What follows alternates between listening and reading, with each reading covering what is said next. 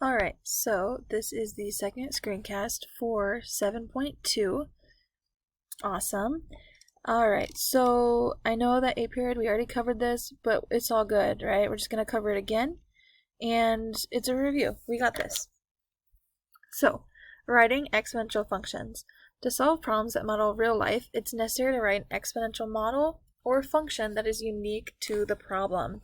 So remember, the basic exponential function is y equals a times b to the x power, right? This b is your base. It must be a positive number. It can't be 1, right? If our base is less than, if it's between 0 and 1, it's going to be decay, meaning we're going to get smaller and smaller. If the b is greater than 1, we're going to be in growth, which means it's going to get bigger and bigger. Okay, so, ooh, that is not a good G. Alright, let's break down what each of these mean. So I went over, I think at least with A period, during our first meeting when we were reviewing section 1, reviewed y equals a times b to the x power. So this y is going to be your final amount. Right, this b is going to be your base, right? It's a constant. It's how the quantity changes. So the base b is how your quantity is changing. Okay, so for example, if our quantity is doubling, right? So doubling means our b would be 2, right? Because that means we're multiplying by 2 over and over and over again, right? If our quantity was tripling, right? Tripling, I don't know if that's how you spell it, whatever. We're multiplying by 3, our base would be 3. X is, I mean, it just depends, right? Maybe it stands for years, maybe it's days, but normally it's a time, most likely. Things are changing with time. And A is going to be your original amount. Because if you think about it, if our time is 0, original amount, a times b to the 0, well, anything to the 0 is 1, so it's just a times 1. So at our 0 time, at the start time, we'll have our a quantity. Okay, so how do you actually solve if we're given the information? You substitute the given information into y equals a times b to the x, right? I probably will give you how much we end with, how much we start with, how many years, whatever, and we have to get b by itself, right? We have to see what is our base, how are we changing? So you solve for b, and then you substitute b into the main equation. You leave your x and your y as variables. That way, we'll actually have a function. Okay, so Kristen starts an experiment with 7,500 bacteria cells. After 4 hours, there are 23,000 cells. Write an exponential function that could be used to model the number of bacteria after X hours if the number of bacteria changes at the same rate.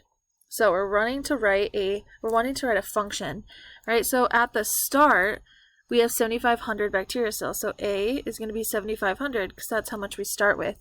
After 4 hours, so this is let's see, and it says X hours, so 4 hours, my X originally is going to be 4.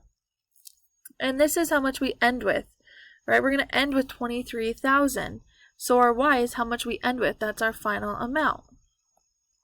So first, we want to see what is the actual base. We're trying to write an exponential function, and exponential functions are y equals a times b to the x. I know everything except I don't know the b, so I have to plug in and solve for it. So I have 23,000 is equal to 7,500 times b to the x power. Well, that's 4 hours. So I'm going to divide both sides by 7,500 off the bat. Okay, because we have to solve for our bases and then write the general formula. So let's divide by 7,500 on both sides. Okay, blah, blah, blah. Okay. So if I take 230 divided by 75, I get about 3.0667 is equal to b to the 4th power. Now, we're just working with what we did in chapter 6, right? The end of chapter 6, this is a b to the 4th power. I have to get b by itself, but it's raised to the 4th power.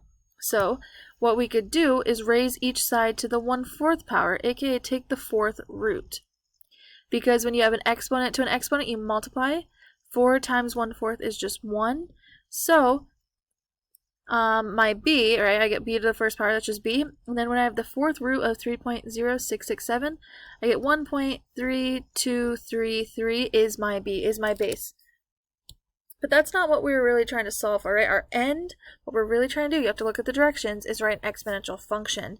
So, going back to this, I have y is equal to, my initial amount, 7,500, times my base, which I found was 1.3233, to the x. I'm writing an exponential function. This is my function. Okay, because I left it in terms of y and x there, then I can do my part b, right? How many bacteria cells can we expect after 12 hours? So now I can plug in x equals 12 into the function I just wrote. So y is equal to 7,500 times 1.3233 to the 12. This is all you have to show for setup, right? Just show setup. This is plenty of work, right? And then you get 216,252 bacteria cells. All right, so this is for pure exponential growth, all right, and this is all the work you have to show.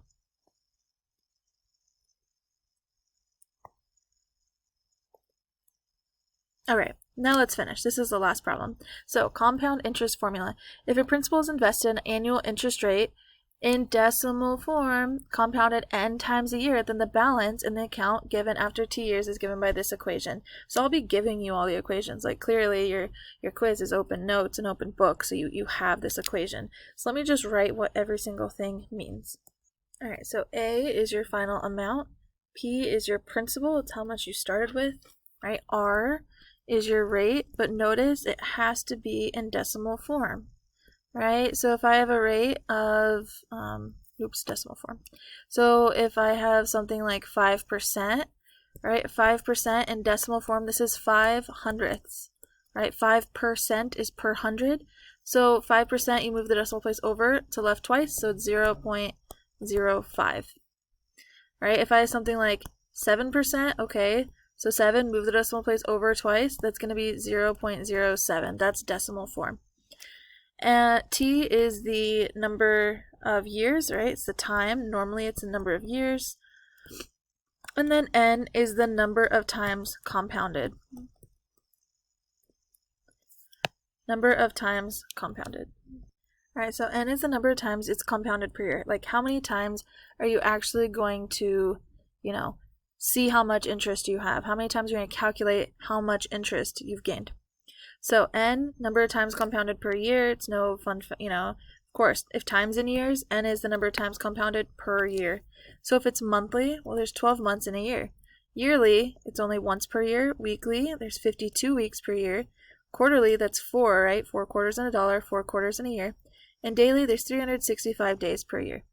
Okay, so a sum of $8,000 is deposited into an account that pays 5% interest. Find the balance of the account after 15 years if the interest is compounded, ... semi-annually. Okay, so this is twice a year.